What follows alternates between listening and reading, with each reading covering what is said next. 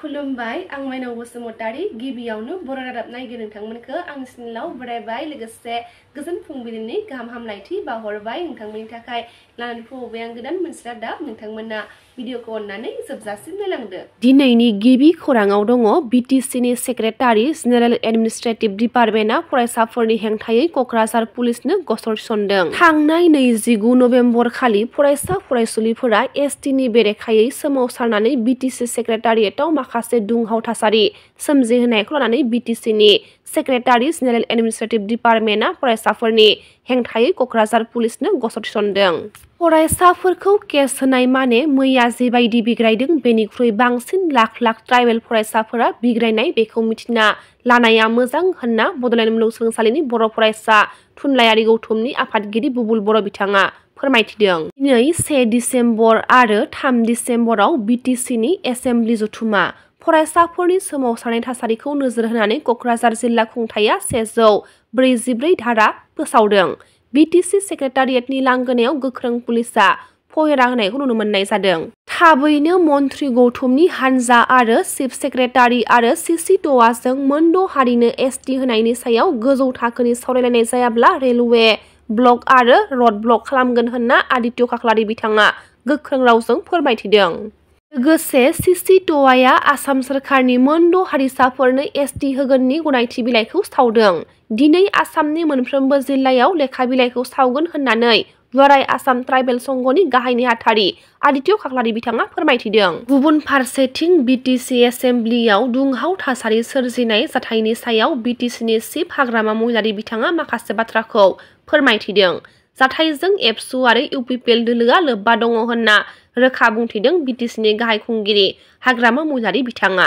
एसटिनि सायाव एबसु आरो इउपिपिएलआ मोजाङैनो मिथिगौ नाटकसो खालामगासिनो दङ होनना फोरमायथिदों। बुङाखैमोन जेबो दिनै हारिखौ लानानै दिनैहाय एसेबो साननो हानाय जोंनि बर' लिडार्सफोरनाव गोसो गैला नामा खर' गैला नामा दिनै जों बेखौनो लानानै मैयाहाय जोङो सासेखौल' नङा सानैखौल' नङा साथामखौल' नङा गासैखौबो जोंनि बर' लिडार्सफोरखौ जों लानानैहाय सोरखौबा हाय सोरखौबा मुर्दाबाद जों बुंनाय जादों। जेरै आं फंनैसो खोथा बुंनो थांगोन दिनैहाय जोंनि जायखिनि बर'नि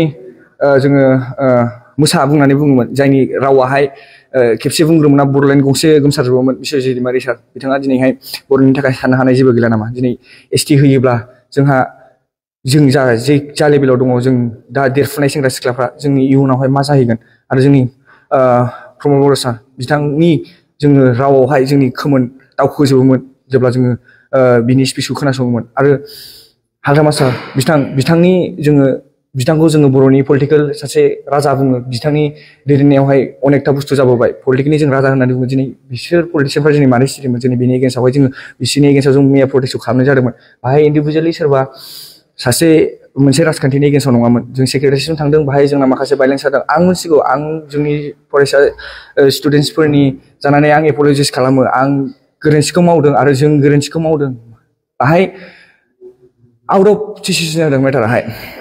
मानो थाखाय होनोब्ला बयहाबो मोनसे हारिखौहाय हारिनि बारै साननाय थाङो हारिनि बारै साननाय थायो बाहाय आउट अफ डिसिसन जादों आं गोरोन्थि जोंनिनो न'नि बुस्थुखौ जों बुख्रुबोबा जोंनिनो खहा बेखौ आंबो मिथिगौ आरो जों गासैबो मिथिगौ नाथाय बै सिचुवेसनाव मोनसे ओरैबायदि मोनसे अर जोंब्लावनाय फैदोंमोन जायावहाय जोंबो लाखिनो हायाखै आंबो लाखिनो हायाखै बा सोरबा जोंनि लोगोरि बिदाफ्रा फंबाय बिनानावमोनहा गावसिनि इमसनखौ हमथानो हायाखै बाहाय जों भाइलेन्सखौ खालामफ्लांनाय जाबाय नंगौ जोंनिनो न'नि बुस्थुआनो बायदों जिदों खहा जादों बेखौ जों नुनो मोनदों जोंनिनो खहा बियो मानसिफ्रा मिनिदों गुबुनफ्रा मिनिदों नाथाय जों बेखौ एपल'जाइस खालामो जोंनि जानानैहाय आङो दिनै जोंनि फंबाय बिनानावनि जानानै आं एपल'जाइस खालामो नाथाय दिनै मानो बे बुस्थुखौ लानानै पलिटिकेल कन्ट्रभारसि खालामगासिनो दं बेसो सोंथिया दिनै जों मानो खौसे जानो हायाखै जों दिनै मानो एबसु मानो बिएसइउ मानो बनसु मानो बिपिएफ मानो बिपिएल जों मानो जागासिनो दं बाहाय जोंनि हारिनिसो खोथा इयुनाव जोंनि गिदिर गोलाव गासिबो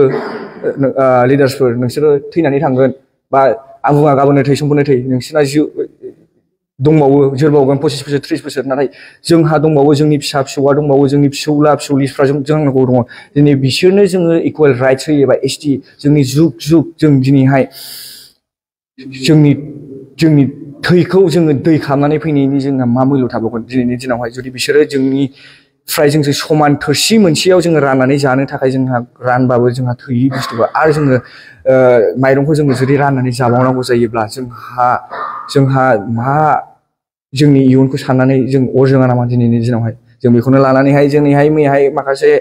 थरबर जादों बुख्रुब बुसि जादों आं एपलजाइज खालामो माखासे लिडार्सफोरा माने गोसोआव नांदों जानो हागौ नाथाय बिदि अननानै गावबा पलिटिकेल बेनिफिटनि थाखाय जों स्टुडेन्टसखौहाय माने गाज्रि मोनसे रोखोमाव खोलैनो दासान अननानैहाय जोङो बाहाय अल ट्राइबेल जोङो राबा जों बाहाय बयबो स्टुडेन्टसो जानानै बाहाय रावबो लिडार्स गैयामोन बाहाय सोरबा आं लिडार जागोन होननानै गसंथायाखैमोन जों बयबो स्टुडेन्ट हिसाबैसो थांदोंमोन आरो जों स्टुडेन्ट हिसाबैनो दिनैबो गसंगोन आरो बिनि सायावनो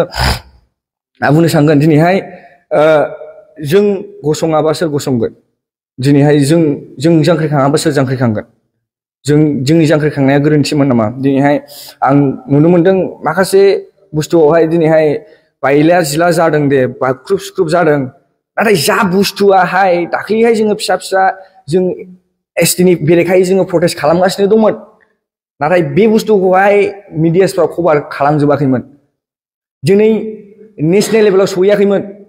जोंनि आवाजआ जोंनि गाराङा जोंनि जांख्रिखांनाया नाथाय मैयानि दिनावहाय जोंनि न'खौनो जोङो बुख्रुबफ्लांबाय बुख्रुबनायनि गेजेरजोंनो दिनै नेशनेल लेभेलाव सहैदों दिनैहाय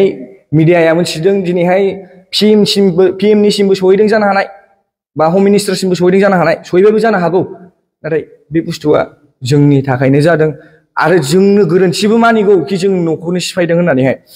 ओंखायनो आं बुङो दिनै आंहा एबसुजों जेबो रल गैया आंहा जेबो दायित्व गैया आरो आंहा सोरबा बिएसइउ जों जेबो रल गैया दायित्व गैया बनसुजों आरो सोरबा पलिटिकेल पार्टिजों आंहा जेबो लेना देना गैया आं सासे इयुथ जानानैसो थांदोंमोन आरो माखासे स्टुडेन्टस बांसिनानो माखासे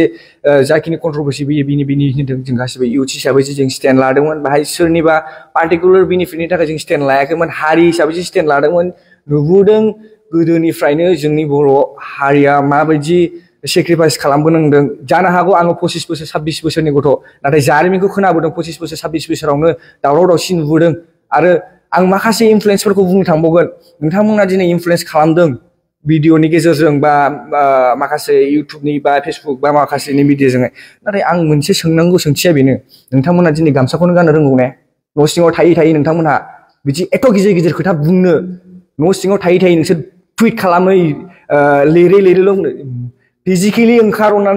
ओंखार अब्लासो हारिनि थाखाय ओंखारनाय जागोन नङाब्ला हारिनि थाखाय ओंखारनाय जानाय नङा बिदि नोङो टुइट खालामबाय थानानैल' मिडियायाव लिरबाय थानानैल' हारिनि सिबिनाय जाया प्रेक्टिकेलि देखायनो नाजा गावखौनो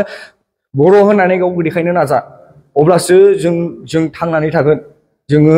जों थांनो थाखाय जों खौसे जानांगोन जों बिदि पलिटिकेलि डिभाइड जाबाय थानानै लाब गैया जों गावजों गावनो जोङो रानलायबाय थानानै जेबो बेनिफिट मोना जोंनि जेनेरेसना जों खौसे जानाय जेनेरेसन दायो जानो हागौ नों सोरबा पार्टिखौ मोजां मोनो आं सोरबा पार्टिखौ मोजां मोनोबा सोरबा पार्टिखौ बेयो मोनसे आलादा लेभेलावहाय नाथाय दानि स्टेजावहाय दा नैबे प्रेजेन्ट सिचुवेसनाव दा जागासिनो दं जाय कन्ट्रभारसि जागासिनो दं बाहाय जों खौसे जानो नाजा अब्लासो जोङो जोंनि मोन्थायखौ लाखिनानै जोङो बजबनानै लानो हागोन ट'आनि गाहाय नेहाथारि आदित्य खाख्लारिनि न'खौ गाग्लोबनो धमकी होदों आदिबासीफोरा आदित्य खाख्लारि डांगरिया ক'ব বিচাৰিছো আদিত্য খাখ্লাৰি ডাঙৰীয়া আপোনাৰ পকেটৰ পৰা আমি এসটি বিচৰা নাই আপোনাৰ বাপেকৰ সম্পত্তি আমি বিচৰা নাই আপুনি ট্ৰাইবেল সংঘৰ সেক্ৰেটাৰী বা প্ৰেসিডেন্ট হ'ব পাৰে কিন্তু আপুনি ট্ৰাইবেল সংঘটো কেনেকৈ চলাই যাব এটোহে জানিব লাগিব চৰকাৰে কাক এসটি দিব লাগে না লাগে এটো সংবিধানত লিখা আছে আপুনি যে ক'লে এসটি দিব নীতি এটো কোনো ক'ব লগা নাই কিন্তু আপুনি যে এই এসটি দিয়াৰ ইমান বাধা কৰি আছে কিয় আপোনাৰ পকেটৰ পৰা আমি পইচা খোজা নাই আপোনাৰ ঘৰৰ সম্পত্তি খোজা নাই হেতু কাৰণে আপুনি হকিয়া দিছো আমি আমাক এসটি দিয়াৰ ক্ষেত্ৰত আপুনি বাধা দিব নালাগে অন্যথা নহলে আদিবাসী জনগোষ্ঠীয়ে আপোনাৰ ঘৰ ঘেৰাও কৰিব যেনেকুৱা নেপালত যে সিচুৱেচন কৰিছিল এনেকুৱা আমি সিচুৱেচন আপোনাৰ ঘৰত কৰিবলৈ বাধ্য হৈ যাম হেতু কাৰণে আপোনাৰ হকিয়া দিছো আৰু আপুনি এটা কথা কৈছে কি হৰু হুৰা জনগোষ্ঠীকে এসটি দিব লাগে বুলি আৰে হৰু হুৰা জনগোষ্ঠীৰ কি প্ৰব্লেম আছে হৰু হুৰা জনগোষ্ঠীৰ একো প্ৰব্লেম নাথাকে ডাঙৰ জনগোষ্ঠীৰ য'ত বৃহত্তৰ মানুহ একেলগত থাকে বা এক বৃহত্তৰ জনগোষ্ঠীত একেলগত থাকে তেতিয়া তাতেহে কিবা সমস্যা থাকে সিহঁতৰ ডেভেলপমেণ্টৰ ক্ষেত্ৰত সমস্যা থাকে আপোনালোকে যে সৰু জনগোষ্ঠীৰ কাৰণে এসটি বিচাৰি আছে আপোনালোকে সৰু জনগোষ্ঠী সোনকালে ডেভেলপমেণ্ট হ'ব পাৰিব সেইটো কাৰণে আপুনি উগুল থুগুল